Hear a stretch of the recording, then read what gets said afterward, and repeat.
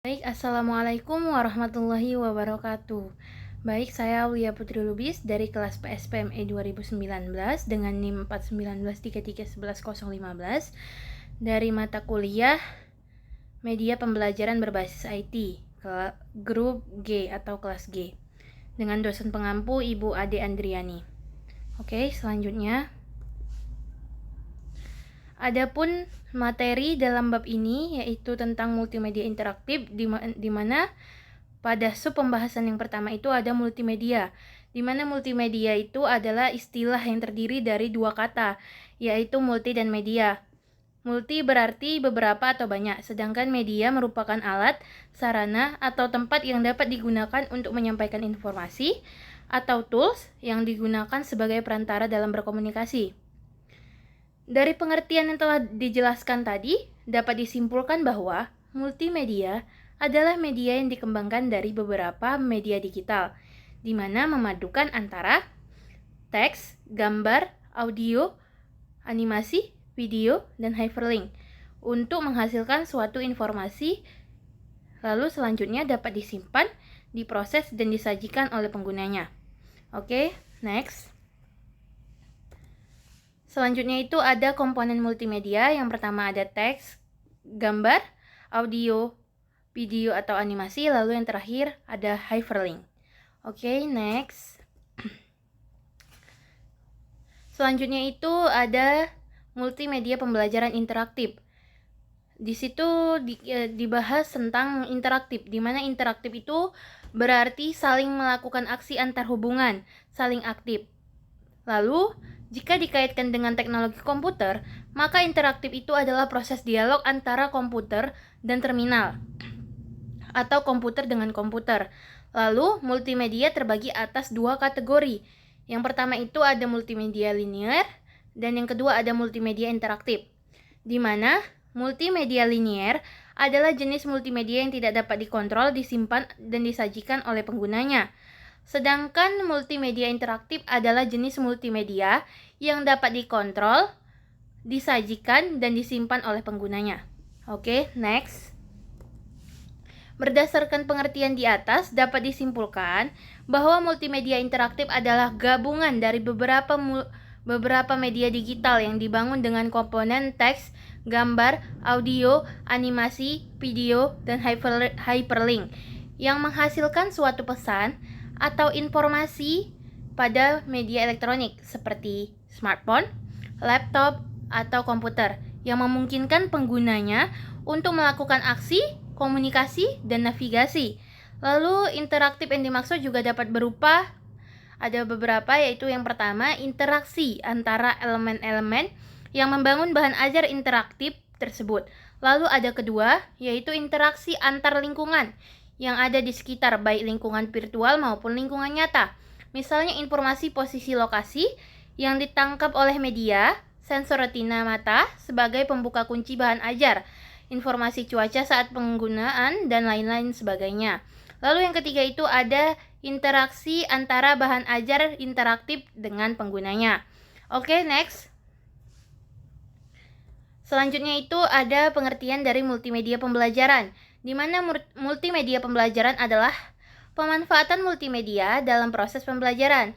Selanjutnya, kita dapat menyimpulkan bahwa multimedia pembelajaran interaktif merupakan perpaduan antara konsep multimedia pembelajaran dan multimedia interaktif, di mana kemudian dapat dipahami bahwa multimedia pembelajaran interaktif adalah suatu proses atau aplikasi pembelajaran yang dikembangkan dengan memadukan antara teks, gambar, video, animasi, dan lain-lain dengan bantuan komputer. Oke, next. Selanjutnya itu ada fase perkembangan media, di mana pada awalnya itu media yang menjadi media dalam proses pembelajaran adalah guru, di mana seorang guru merupakan sumber utama yang digunakan dalam proses belajar. Lalu selanjutnya pada tahun 1657, media cetak mulai dikenal, yaitu buku mulai digunakan sebagai sumber pelengkap untuk belajar. Lalu para pendidik mulai menyadari akan pentingnya suatu media pembelajaran yang dapat digunakan sebagai alat bantu mengajar atau teaching aids, di mana pada pertengahan abad ke-20, penggunaan media visual yang dipadukan dengan audio mulai berkembang. Hal ini menjadi cikal bakal berkembangnya media audio dalam visual pembelajaran. Perkembangan media audiovisual ini diilhami oleh temuan Edgar Dale, yaitu tentang kerucut pengalaman atau cons of experience. Ia menyatakan bahwa ada 11 level pengalaman belajar jika ditinjau dari sudut pandang kadar konkret menuju abstraksi. Adapun 11 pengalaman itu, yang pertama adalah pengalaman langsung, yang kedua adalah observasi, yang ketiga adalah partisipasi, yang keempat adalah demonstrasi, yang kelima adalah wisata, yang keenam adalah televisi, yang ketujuh adalah film, yang ke-8 adalah radio, dan yang ke-9 adalah visual, dan yang ke-10 adalah simbol, dan yang ke-11 adalah verbal.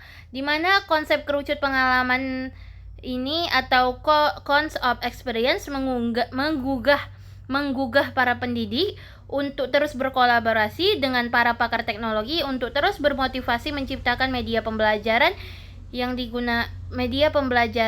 dapat digunakan secara efektif. Oke, next. Selanjutnya itu terdapat teori tentang multimedia interaktif.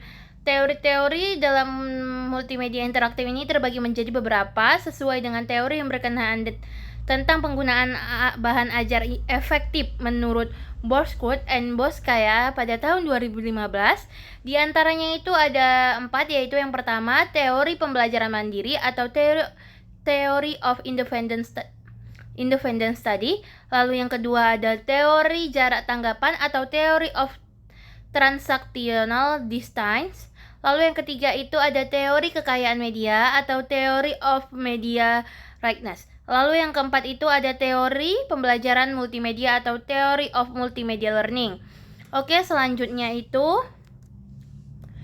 ada bahan ajar berbasis multimedia interaktif, di mana bahan ajar berbasis multimedia interaktif ini adalah bahan ajar yang merupakan suatu perangkat informasi atau alat yang baik berupa tulisan maupun bukan tulisan yang disusun secara sistematis dan berfungsi untuk membantu proses belajar untuk mencapai tujuan pembelajaran. Lalu berdasarkan fungsi, tujuan, dan bentuknya, bahan ajar ini dapat dibagi menjadi beberapa bagian, yaitu yang pertama ada yang pertama bahan ajar versi cetak yang dikenal dengan yang pertama misalnya itu ada buku, modul, lembar kerja siswa atau lembar aktivitas siswa, lalu handout, lalu brosur, dan lain-lain sebagainya. Lalu yang kedua itu ada bahan ajar versi audio, di mana bahan ajar hanya dapat didengar. Misalnya itu kita mendengar radio, kaset, CD, dan lain-lain. Lalu yang ketiga itu ada bahan ajar audio visual, di mana bahan ajar ini dapat didengar dan dilihat seperti video dan animasi dan lain-lain. Lalu yang keempat itu ada bahan ajar multimedia interaktif, di mana bahan ajar ini dirancang berbasis komputer seperti Computer Assisted Instruction atau CAI, dan bahan ajar berbasis web. Oke, selanjutnya pemilihan dan proses pengembangan bahan ajar perlu diperhatikan beberapa aspek. Adapun aspek-aspek yang perlu diperhatikan itu ada 6, yaitu yang pertama ada tujuan pembelajaran, di mana proses pengembangan harus mempertimbangkan capaian pembelajaran berupa peningkatan kompetensi pengetahuan, sikap, dan keterampilan. Lalu yang kedua itu ada kematangan kognitif siswa, di mana bahan ajar yang baik harus sesuai dengan tingkat kematangan kognitif para peserta didik.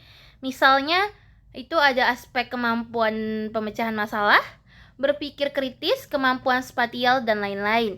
Lalu yang ketiga itu ada relevansi dengan kebutuhan peserta didik. Hal ini berguna agar bahan ajar dapat digunakan sebagai instrumen yang dapat membantu peningkatan kompetensi yang dibutuhkan oleh siswa. Lalu yang keempat itu ada teori belajar sebagai fondasi pengembangan bahan ajar, yang mana bahan ajar yang sebaiknya dikembangkan itu berdasarkan teori-teori konstruktivisme dan humanisme. Lalu selanjutnya itu ada pendekatan, model, atau strategi pembelajaran. Lalu yang keenam itu yang perlu diperhatikan yaitu norma sosial masyarakat. Lalu selanjutnya itu ada bahan ajar yang disusun secara sistematis dengan memperhatikan aspek-aspek di atas dapat berfungsi sebagai aspek-aspek di atas tadi yang telah disebutkan ada 6. Lalu dari aspek-aspek di atas, bahan ajar akan berfungsi sebagai 1. Pedoman guru ataupun dosen untuk melaksanakan aktivitas belajar berorientasi student-centered learning. Lalu yang kedua itu ada pedoman substansi materi dan tujuan belajar yang telah ditetapkan. Lalu yang ketiga itu ada alat evaluasi yang terarah untuk mengukur capaian pengetahuan, sikap, dan keterampilan. Lalu di sini bahan ajar interaktif itu merupakan bahan ajar yang paling berkembang di tengah mewabahnya virus corona 2019 atau COVID-19 saat ini, di mana para guru dan dosen memberikan pembelajaran kepada siswa-siswa dengan menggunakan PowerPoint atau video dan lain sebagainya agar siswa dan mahasiswa mengerti tentang pembelajaran dan materi-materi yang diajarkan oleh guru maupun dosen. Lalu bahan ajar yang digunakan pada pembelajaran daring secara masif dan hampir semua tingkat satuan pendidikan, di mana bahan ajar interaktif ini atau sering disebut multimedia interaktif adalah bahan ajar yang dikembangkan untuk memberikan informasi dengan integrasi yang berupa tadi ada 1 teks, lalu yang kedua gambar, yang ketiga audio, yang keempat animasi, yang kelima video, dan yang keenam hyperlink yang disusun menjadi satu kesatuan yang dapat dikendalikan secara interaktif oleh penggunanya. Sehingga bahan ajar yang diciptakan ini dapat memacu siswa maupun mahasiswa untuk memahami materi-materinya, apalagi pembelajaran ini dilakukan dengan konsep-konsep yang menarik, sehingga menarik para siswa maupun mahasiswa untuk lebih memahami materi yang ada di dalamnya. Lalu selanjutnya itu ada bahan ajar interaktif pada umumnya, itu terdiri dari petunjuk penggunaan, ulasan materi, aktivitas interaktif, latihan interaktif, penugasan, dan evaluasi interaktif, di mana bahan ajar ini dapat berfungsi sebagai salah satu alternatif bahan ajar yang dapat digunakan pada proses belajar daring maupun luring. Yang kedua itu ada sebagai media berbagi informasi atau secara masif. Oke, selanjutnya next. Selanjutnya di sini saya akan membahas tentang keunggulan dan fungsi bahan ajar yang berbasis multimedia interaktif, di mana berdasarkan perubahan fisik dan aspek komponen yang digunakan untuk mengembangkan bahan ajar interaktif, menyebabkan bahan ajar ini memiliki banyak keunggulan dibandingkan dengan bahan ajar konvensional lainnya. Di antaranya itu yang pertama ada keunggulan dari bahan ajar yang berbasis multimedia interaktif, yaitu yang pertama adanya lebih cepat menemukan informasi yang diinginkan. Lalu yang kedua itu bahan ajar interaktif lebih mudah digunakan dibanding versi cetaknya. Lalu yang ketiga itu bahan ajar interaktif dapat dilakukan proses revisi, koreksi, dan penambahan informasi dengan cepat. Lalu yang keempat itu ada bahan ajar interaktif yang dilengkapi dengan komponen gambar, audio, video, animasi, dan hyperlink, sehingga lebih menarik dan lebih mudah memahami kontennya, di mana konten-kontennya itu berisi materi-materi pembelajaran sehingga siswa ataupun mahasiswa lebih tertarik dan lebih ingin mengetahui apa isi dari materi di dalamnya karena disampaikan dengan cara-cara yang menarik dan dengan cara-cara yang interaktif, sehingga memacu siswa dan maupun mahasiswa untuk ingin mengetahui apa materi yang ada di dalamnya dan mempelajari materi tersebut. Lalu selanjutnya itu ada yang kelima, bahan ajar interaktif lebih mudah diperoleh dan disebarluaskan. Misalnya seperti PowerPoint atau video, itu bisa disebarluaskan melalui grup WhatsApp atau juga melalui Google Classroom atau lain sebagainya. Lalu yang keenam itu bahan ajar dipenuhi informasi yang luas dan beragam. Karena bahan ajar interaktif ini materinya itu bisa dapat dimuat dari berbagai sumber seperti buku, jurnal, internet, dan lain sebagainya. Lalu yang ketujuh itu adalah dengan multimedia interaktif, maka proses belajar berlangsung secara interaktif. dan lebih menarik sehingga memacu siswa maupun mahasiswa untuk lebih memahami materi-materi yang disampaikan oleh dosen maupun oleh gurunya. Oke, next. Selanjutnya itu berdasarkan keunggulan bahan ajar berbasis multimedia interaktif, maka multimedia interaktif ini memiliki beberapa fungsi, yaitu satu, sebagai salah satu alternatif bahan ajar yang dapat digunakan untuk menghadapi perubahan proses pembelajaran daring maupun tatap muka. Karena pada saat-saat seperti ini, pada saat pandemi COVID-19 ini, terkadang kita melakukan pembelajaran menggunakan daring dan terkadang kita juga melakukan tatap muka secara bertahap. Sehingga multimedia interaktif ini sangat merupakan menjadi salah satu alternatif bahan ajar yang sangat sering digunakan oleh guru maupun dosen. Oke, selanjutnya yang kedua yaitu sebagai media untuk berbagi informasi secara cepat dan masif.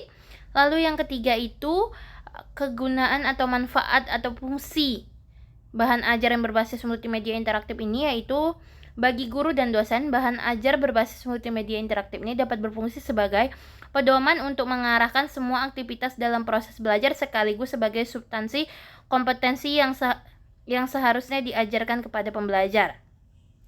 Selanjutnya itu fungsi bahan ajar berbasis multimedia interaktif bagi siswa dan mahasiswa ini berguna sebagai pedoman untuk mengarahkan semua aktivitas dalam proses pembelajaran, sekaligus merupakan substansi kompetensi yang seharusnya dipelajari dan dikuasai. Lalu, yang kelima itu dapat meningkatkan kemandirian belajar siswa. Siswa maupun mahasiswa menjadi lebih mandiri dalam belajar dengan cara melihat bahan ajar multimedia interaktif ini yang dapat berupa PowerPoint, video, animasi, audio, dan lain sebagainya. Lalu yang keenam itu ada sebagai media yang dapat membantu untuk memvisualisasi materi yang abstrak. Misalnya itu visualisasi bangun ruang pada pembelajaran matematika. Oke, next. Baik, terima kasih. Sekian dari video pembelajaran yang dapat saya sampaikan. Lebih kurangnya saya mohon maaf karena saya juga masih belajar. Dan saya ucapkan terima kasih juga kepada dosen pengampu yang telah membimbing saya, yaitu Ibu Adi Andriani dan juga Bapak Budi Halomoan. Lalu terima kasih juga telah melihat dan menonton video pembelajaran yang saya buat ini. Lebih kurangnya saya mohon maaf karena saya juga masih belajar. Dan saya ucapkan sekali lagi terima kasih dan assalamualaikum warahmatullahi wabarakatuh.